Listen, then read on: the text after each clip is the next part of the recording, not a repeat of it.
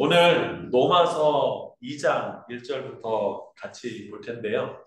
로마서는 사도 바울이 내가 로마로 가겠다. 여러 번 가려고 했던 것들이 좀 나오죠. 1장 1절부터 17절이고 1장 18절부터 2장 전체는 무슨 내용이냐면 1장에서는 유대인의 죄가 아니라 이방인의 죄. 그리고 2장 1절부터는 이제 유대인의 죄가 나옵니다. 왜 그러냐면 당시 로마 교회는 나는 믿는 이방인, 나는 믿는 유대인으로 분열되어 있었거든요. 근데 이들을 정말 여러분 제일 무서운 전쟁이 종교 전쟁이라는 걸 아시죠? 네. 그러니까 여기 지금 신념이 갈리고 종교적 신념이 갈리는 상황 속에서 이것이 똑같이 예수께서 믿음에도 불구하고 이렇게 쫙쫙 갈라져 있을 때 여러분 지금 한국 교회도 마찬가지고 전 세계 교단이 굉장히 많잖아요. 네. 왜 이렇게 나눠졌을까요? 사실상 조금만 사실 비슷해요. 근데 그것을 하나로 통합되는 방법은 하나밖에 없습니다. 내가 주님 앞에 죄인이다. 그리고 나는 전적인 타락을 했다. 그리고 나는 전적인 하나님의 은혜를 얻었다라는 것이죠. 그래서 1장 18절부터 1장 32절까지는 이방인의 죄가 쫙 나오죠. 말하자면 하나님을 알지만 그 하나님을 알매도 불구하고 그것을 다 우상으로 바꿔버린 이방인의 죄가 쫙 나오죠. 그 2장에서는 이렇게 시작합니다. 우리 2장 1절 읽어볼까요? 시작. 그러므로 남을 판단하는 사람아 누구를 막론하고 내가 핑계하지 못할 것은 남을 판단하는 것으로 내가 너를 정죄함이니 판단하는 내가 같은 일을 행함이니라 라고 되어 있습니다. 여러분 남을 판단한다라고 얘기하는 것은 이거 잘못됐어 이건 옳아라고 판단하기 위해서는 뭐가 있어야 되냐면 기준이 있어야 되죠. 그럼 기준 있는 사람이 누구일까요? 유대인과 이방인 중에 유대인이었죠. 왜냐하면 뭘 받았기 때문에 율법을 받았기 때문에 그 얘기가 뒤에 나옵니다. 2장 12절에 보면 이렇게 되어 있어요. 무릇 율법 없이 범죄하는 또 범죄한 자는 또한 율법 없이 망하고 무릇 율법이 있고 범죄하는 율법으로 말미암아 심판을 받으니라. 다시 말하면 율법이 있기 때문에 기준이 생기고 율법으로 판단할 수 있죠. 그러니까 남을 판단하는 사람이라는 얘기는 결국 유대인을 얘기합니다. 너 유대인 그리스도인들아 라고 얘기하죠. 자, 어떤 사람을 막론하든지 내가 핑계하지 못할 것은, 변명하지 못할 것은 남을 판단하는 것으로 내가 뭘 받아요? 정죄함을 받는 거야. 저 사람 율법 봤을 때 이렇구나 라고 정죄함을 받는 것이 그 정죄함 같이 나도 뭘 받아요? 정죄함을 받는 거죠. 여러분 남을 함부로 판단해서는 아니 되죠. 그렇죠? 자, 그래서 그런데 중요한 게 뭐냐면 그렇게 정죄해놓고서는 판단은 내가 뭐 한대요? 같은 일을 행한대요. 지금 이방인의 죄가 막 나왔어요. 그러면서 이거 우상 숭배죄고 이거는 뭐고 이렇게 이야기하는데 근데 똑같은 일을 지금 누가 하고 있어요? 예, 유대인도 하고 있다는 거예요. 이방인은 어떤 것을 했습니까? 하나님을 대신해서 우상 숭배하는데 똑같이 그렇게 해요. 그리고 또 상실한 마음으로 어떻게 해요? 성적인 타락을 해요. 그리고 또 어떻게 해요? 금성애 뿐만 아니라 이제는 불의, 악독, 추악, 뭐 이런 살인 같은 것들을 그대로 해요. 살인 잘못됐죠? 그렇게 판단하는데 또 나도 어떻게 한다는 거예요? 그대로 행하고 있다고 얘기합니다. 근데 우리는 이렇게 얘기할 수 있죠. 저는 살인하지 않았다니까요. 저는 다른 사람 때리지도 않았어요. 라고 얘기할 수 있지만 하나님의 법, 예수 그리스도의 법은 그런가요? 아니죠. 율법은 어떻게 하세요? 율법은 행위에 국한합니다. 예수님이 마태복음 5장에 뭐라고 얘기하냐면 형제를 보고 미워하거나 나가라는 얘기는 뭐냐면 골빈 놈이라는 뜻이에요. 그러니까 그렇게 이야기를 하거나 하는 자는 다 뭐라는 거라고요? 네, 살인에 해당한다고 얘기해요. 생각만으로도 우리는 동일한 죄를 짓습니다. 여러분 왜 살인할까요? 결국 그 뿌리를 파고 들어가면은 어떤 마음이요? 미워하는 마음이 있기 때문에 그렇죠. 여러분 가인이 아벨을 왜 죽였을까요? 동생을 미워한 마음의 결과가 그렇게 된 것이죠. 그러니까 지금 똑같은 일을 누가 하고 있어요? 유대인들이 하고 있다는 거죠. 자, 그러면서 2절 보시죠. 이런 일을 행하는 자에게는 하나님의 심판이 진리대로 되는 줄을 우리가 아노라. 이런 일을 행하는 자를 판단하고도 같은 일을 행하는 사람아. 아, 이거 잘못됐어라고 하는데 똑같은 일을 하고 있는 거죠. 자, 뭐라고 얘기하나요? 자, 4절 같이 읽어보겠습니다. 시작.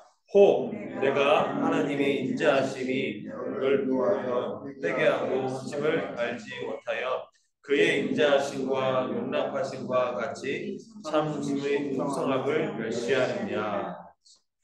여러분 하나님의 인자와 긍휼 그럼에도 불구하고 하나님이 그 인자와 긍휼을 통해서 우리가 어디까지 이르게 하세요?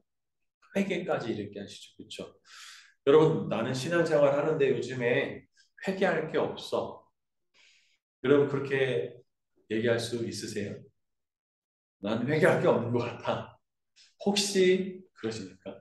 근데 제가 좀 정직하게 아까 이렇게 기도를 하는데 내가 회개 기도를 얼마나 했나 라는 생각이 갑자기 문득 들었어요.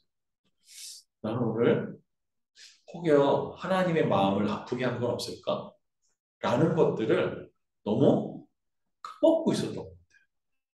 바쁘고 또 분주하고 분명히 하나님의 일을 하고 하나님의 것을 증거하는데 나는 혹여 다른 사람을 판단하고 정죄하고 그러면서 내가 똑같은 일을 행하고 있지는 않나.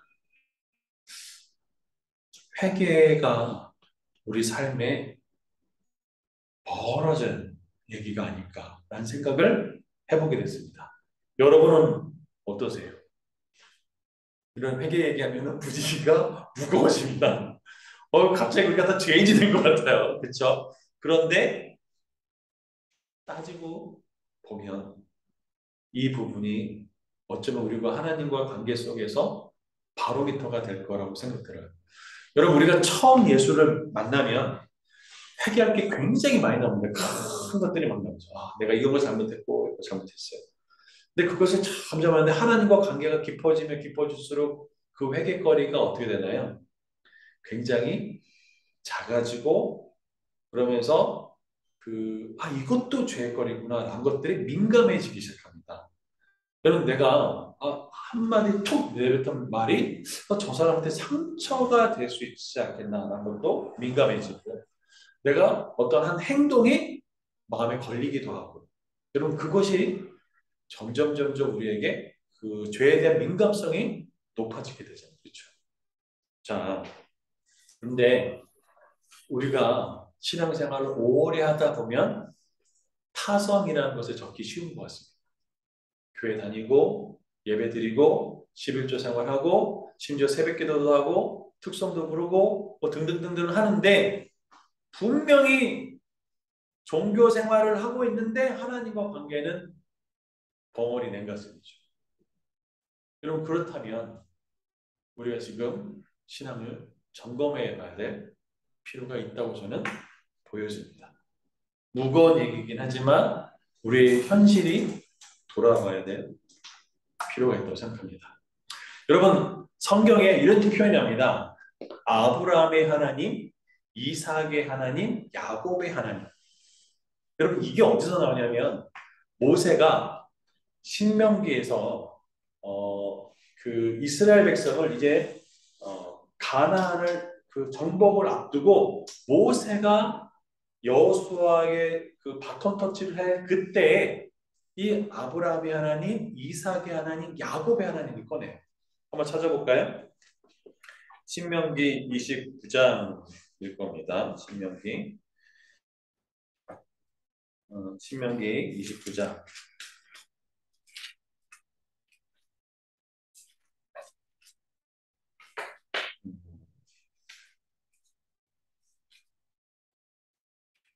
13절 한번 읽어볼게요.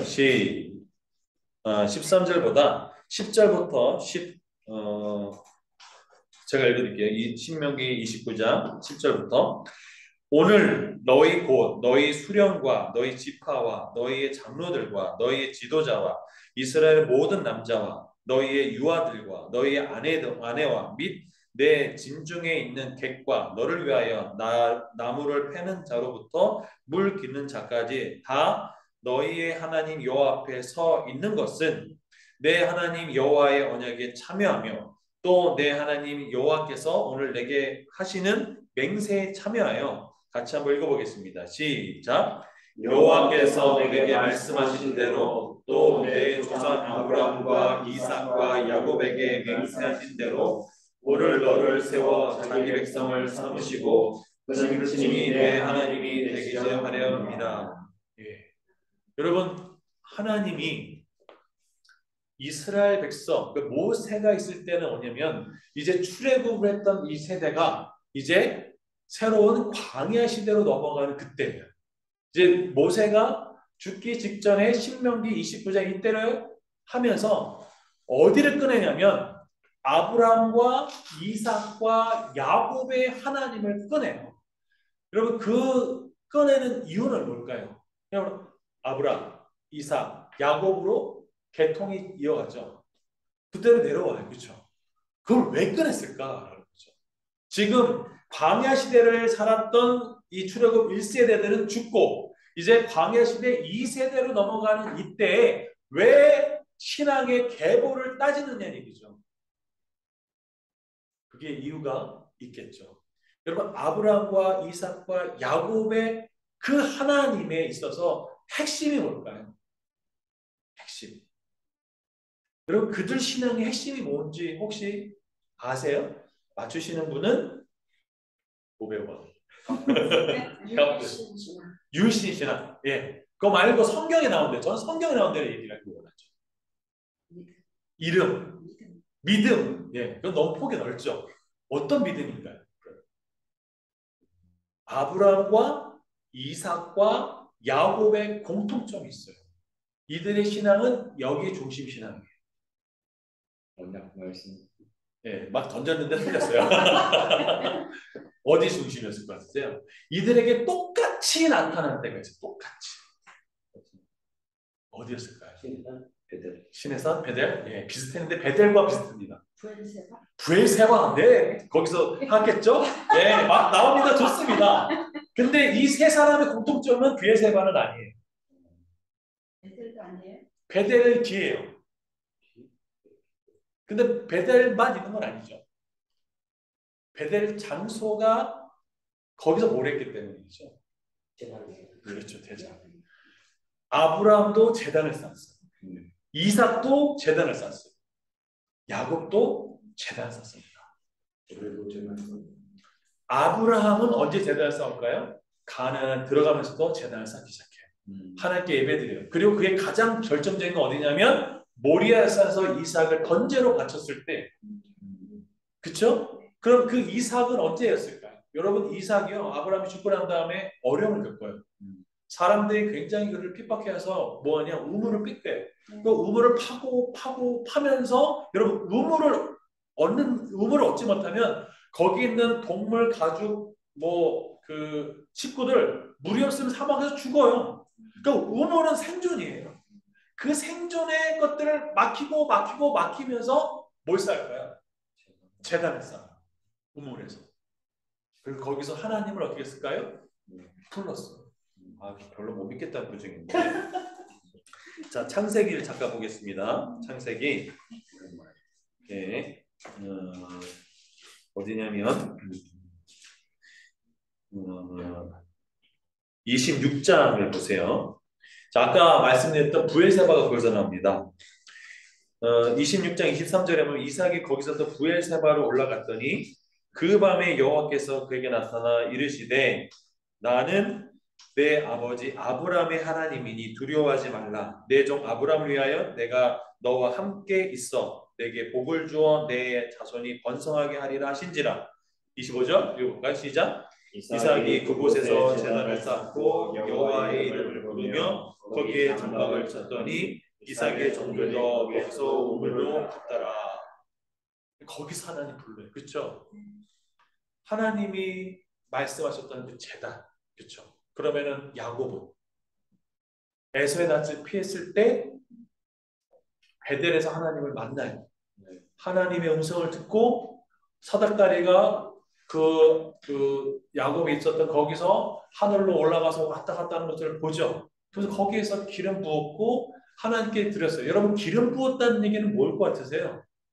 여러분 야곱에게 있어서 가진 전부를 드린 거예요. 그렇지 않으겠어요? 내가 하나님을 만났어요. 근데 내가 수중에 있는 거, 그 기름 부음, 그걸 가지고 그건 기름은 당시에 돈과 섞어서 그거를 그 제단 앞에 다 부었다고요. 전적인 헌신을 했단 말이에요. 그렇죠? 그리고 나반의 집에까지 갔다는 거죠. 그 돌아왔을 때 어디 있었어요? 베델로 올라가 거기서 뭘 쌓아요? 제단을 쌓죠. 볼까요? 창세기 35장입니다. 5장 35장 1절 같이 한번 읽어볼까요? 시작. 하나님이 야곱에게 이르되 일어나 베델로 올라가서 거기에 거주하며 내 형 에서의 낯을 피하여 도마본때 내게 나타났던 하나님께 거기서 제단을 쌓아라 하신지라. 아브라함과 이삭과 야곱의 신앙의 핵심, 그들의 계보에서 내려온 것은 제단 신앙이었어요. 어디를 가든지 하나님의 말씀과 하나님 말씀을 들었던 것이고 이삭을 바쳤던 헌신과 순종의 제단이 있었고 또 하나님 앞에 예배드렸던 예배의 제단이 있었던 것이죠. 그리고 다시 예배로 회복하는 베델의 제단이 있었던 것이죠. 여러분의 말씀의 제단, 기도의 제단, 헌신의 제단, 순종의 제단, 하나님과 깊이 친밀했던 그 제단에 거했던 그 신앙, 여러분 그거를 모세는 출애굽 백성들에게 이제는 가나안 백성들에 넘어오면서 너희가 끊어지지 아니하고 아브라함과 이삭과 야곱의 하나님으로 나가라. 여러분 우리가 74년도에 빌리가는 전도 집회, 2006년도 10만 부흥 대성회 엄청난 부흥을 경험했던 시대가 우리 시대입니다. 그렇죠? 여러분 그런데 이제는 새로운 시대로 가고 있어요. 여러분 우리가 한 번도 겪어보지 못하는 AI, IoT, 또 메타버스, 지금 인터넷, 다음 세대들은 정말 새로운 시대로 지금 진입하고 있는 관계가 있어요. 그들에게 우리가 쌓았던 아브라함과 이삭과 야곱의 하나님을 기억하듯이 우리도 똑같은 위치에 서 있는 거죠. 하나님을 기념하고 알고 나가는 제단 신앙의 회복이 있기를 원합니다.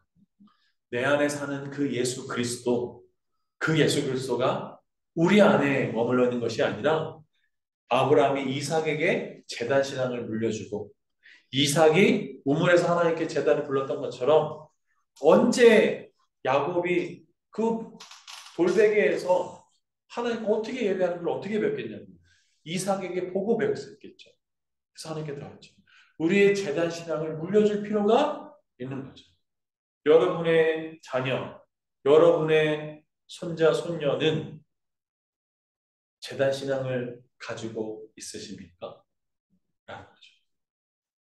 지금 이스라엘 역사 속에 이 제단 신앙이 점점 무너져 가고 있는 것이 로마서에 명확하게 나오죠. 율법을 받은 유대인이나 율법을 받지 못한 이방인이나 동일한 상황 속에 있어요. 그런데 유대인들은 그 종교의 껍데기가 남아서 이제는 판단할 수 있어. 이거 잘못됐고 저거 잘못됐고 저거 잘못됐어.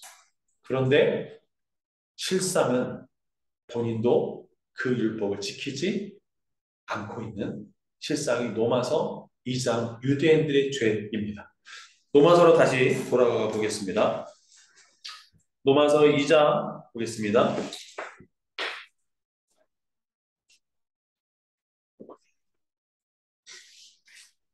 자, 하나님이 은혜를 주셔서 회개하심으로 이르게 하지만 어떻게 해요? 멸시하는 일이 벌어지죠. 그래서 2장 5절 같이 읽어보겠습니다. 시작. 다만 내 고집과 회개하지 아니한 마음을 따라 진노의 날 곧 하나님의 의로우신 심판이 나타나는 그날에 이 말씀들을 내게 쌓는도다.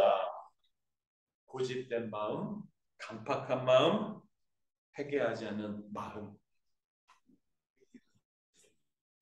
그렇죠. 우리 안에 고집과 딱딱하고 강팍한 마음, 그리고 뭐한 마음이요? 회개하지 아니하는 마음. 것들이 있다라는 것이죠.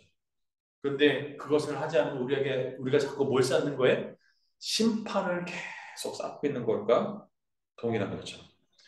그런데 7절에 보면 이렇게 나옵니다. 참고 선을 행하여 영광과 존귀와 썩지 아님을 구하는 자라고 되어 있어요.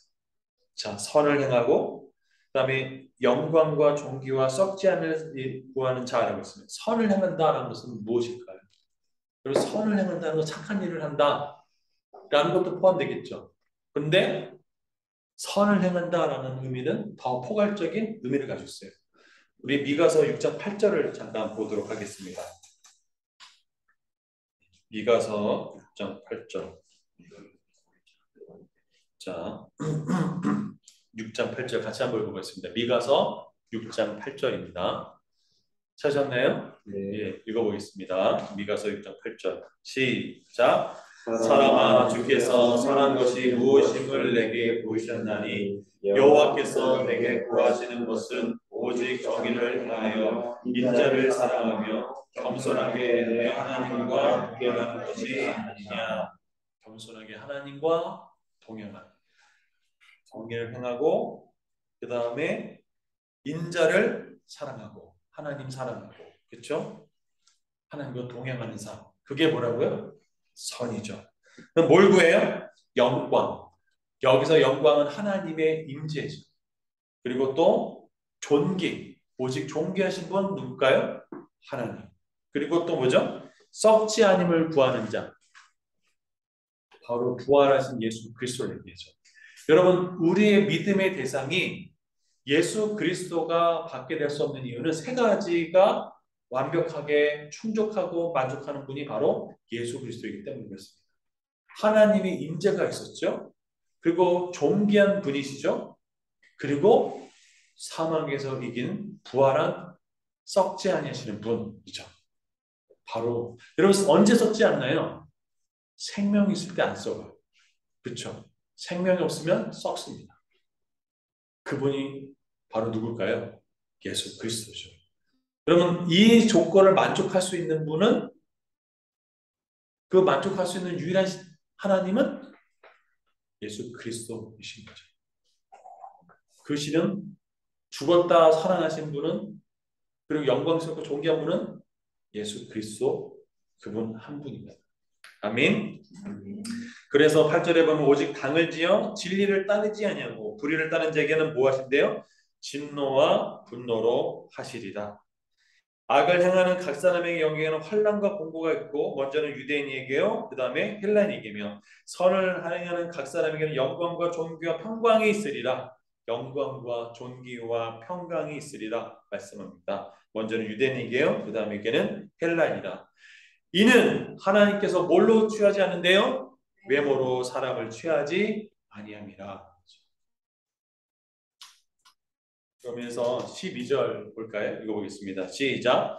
무릇 율법 없이 범죄한 자는 또한 율법 없이 망하고, 무릇 율법이 있고 범죄한 자는 율법으로 말미암아 심판을 받으니라. 우리가 율법을 하나님께 자랑했던 유대인들에게 있어서 뭐라고요? 청천벽력 같은 소리죠. 아, 내가 율법으로 심판받는구나 라는 거죠. 그래서 13절이 중요합니다. 읽어보겠습니다. 시작. 하나님 앞에서는 율법을 듣는 자가 의인이 아니요 오직 율법을 행하는 자라야 의로 따심을 얻으리니. 이게 중요하죠. 그렇죠? 우리가 율법을 들었어요. 말씀을 들었어요. 아니, 나도 알아요. 지적인 것들이 높아진 대표적인 사람이 누구냐면 바로 바리새인들이죠. 여러분, 지금 신학교의 그 신학이 굉장히 뛰어나거든요. 여러분, 그런데 그 신학교의 그 신학만 뛰어나면 제가 오늘 오다가 교통방송에서 백석대학교 총장님이 일본 칼럼으로 이런 얘기 하더라고요.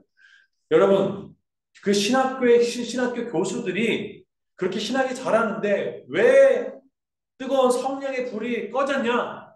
라고 얘기하는 거예요. 머리만 발달하는데 그것이 하나님 앞에 씨름하고 기도하고 말씀을 그 기도 속에 녹여내지 못하는 영성 때문에 그렇다라고 신랄하게 얘기하는 겁니다. 여러분, 지적인 것만 알아 라고 해서는 누구랑 똑같아요? 남을 판단하는 유대인하고 똑같습니다. 그럼 말씀 사역을 하는 데 있어서 굉장히 주의할 게 있어요. 뭔지 아세요? 기도하는 사람들을 무시해요. 말씀으로. 근데 또 기도하는 사람들은 또 뭘 줘야 되는지 아세요? 말씀 사역하는 사람을 무시해요. 저 신령한 것들을 모르는 사람이라고 얘기해요. 말씀 사역하는 사람은 뭘 어떻게 하는지 아세요? 저 이상한 소리 하는 기도하는 사람이에요. 근데 두 가지 다 같이 가져야 되죠. 바리새인들에게 주님이 이렇게 했죠. 독사의 자식들 하나 했습니다. 자, 볼까요? 14절. 율법이 없는 이방인이 본성으로 율법의 일을 행할 때에는 이 사람은 율법이 없어도 자기가 자기에게 뭐라고요? 율법이 되나니 이런 이들은 그 양심이 증거되어 그 생각들이 서로 혹은 고발하여 혹은 변명하며 그 마음에 새긴 율법의 행위를 나타내니라.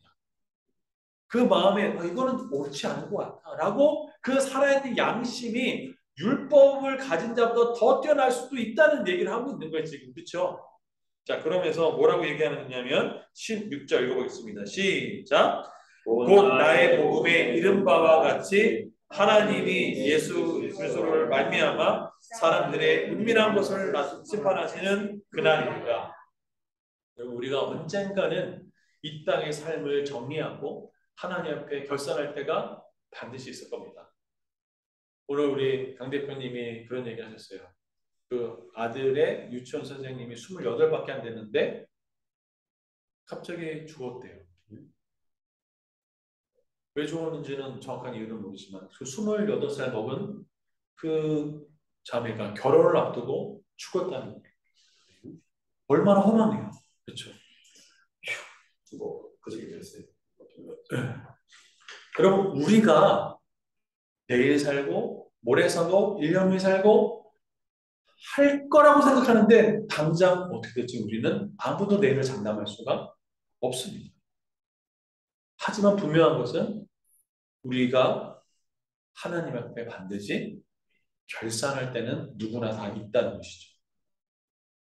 오늘 하나님 율법을 듣는 자가 아니라 율법을 듣고 행하는 자가 되기를 원합니다.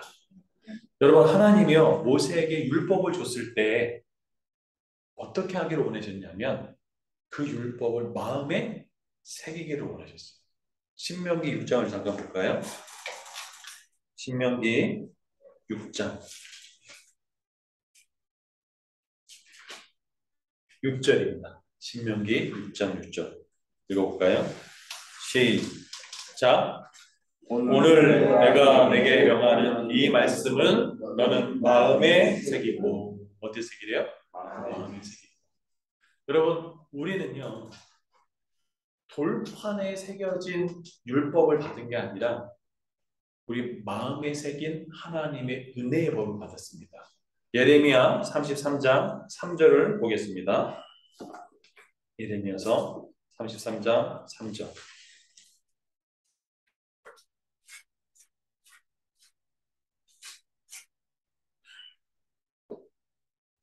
자, 33장 31절부터 33절인데요. 아니, 예레미야서 31장 31절부터 33절입니다. 예, 31장 31절부터 33절. 제가 한 절, 여러분이 한 절 교독하겠습니다. 예레미야서 31장 31절부터 33절. 여호와의 말씀이니라. 보라, 날이 이르르니 내가 이스라엘 집과 유다 집에 새 언약을 맺으리라. 여러분, 이 언약은 내가 그들의 조상들의 손을 잡고 애굽 땅에서 인도하여 내는 날에 맺은 것과 같지 아니할 것은 내가 그들의 남편이 되었어도 그들이 내 언약을 깨뜨렸습니다. 여호와의 말씀이니라. 다 같이. 그러나 그날 후에 내가 이스라엘 집과 맺은 언약은 이러하니 곧 내가 나의 법을 그들의 속에 두며 그들의 마음에 기록하여 나는 그들의 하나님이 되고 그들은 내 백성이 될 것이라. 여호와의 말씀이니라. 아멘. 여러분, 하나님의 말씀은 구약 시대 모세 시대 때 하나님은 그 법을 돌판에 새겨서 주셨어요. 그런데 새 언약을 맺은 우리 백성들은 하나님이 그 법을 어디다 새겼대요? 마음에 새겼죠. 여러분, 그래서 우리가 여러분 모세가 받은 두 돌판이 보관됐던 것이 어디예요? 언약궤죠. 그 언약궤가 보관된 것이 성막이고 성전이었어요. 그런데 하나님의 말씀의 법이 우리 마음에 새겼어요. 그럼 우리 마음이 뭐예요? 언약궤예요. 우리 몸이 뭐예요? 성전. 그래서 사도 바울이 고린도전서 3장 16절에 너희가 하나님의 성전인 것과 너희 안에 하나님의 성령이 계신 것을 알지 못한다. 그럼 우리가 하나님의 성전이고 하나님의 그 성전이 어떻게 될 수 있어요? 하나님의 임재, 하나님의 영광. 그것이 있을 때 그럼 하나님의 임재와 영광이 뭐죠? 하나님의 성령이 우리 안에 계신 것이죠. 오늘 하나님이 오늘 로마서 2장을 통해서 오늘 우리가 불렀던 이 찬양처럼 하나님 바로 이 시간 하나님을 예배하기 원합니다. 혹여 나 때문에 상처받고 아파하고 나 때문에 시험에 들었던 사람은 없는지 갑자기 막 떠올르기 시작해서 있을까? 없는지 이 시간 하나님 우리 영혼이 메마른 심령이 되지 않게 해주시고 하나님의 은혜를 구하고 하나님께 전심으로 나아갈 수 있게 해주십시오. 내 안에 사는 그 예수 그리스도 그 은혜를 누리며 나갈 수 있게 해달라고 이제 좀 기도했으면 좋겠습니다. 아멘. 아멘. 우리 이 시간 나는 하나님을 예배하는 예배자입니다. 이 찬양 같이 부르도록 하겠습니다.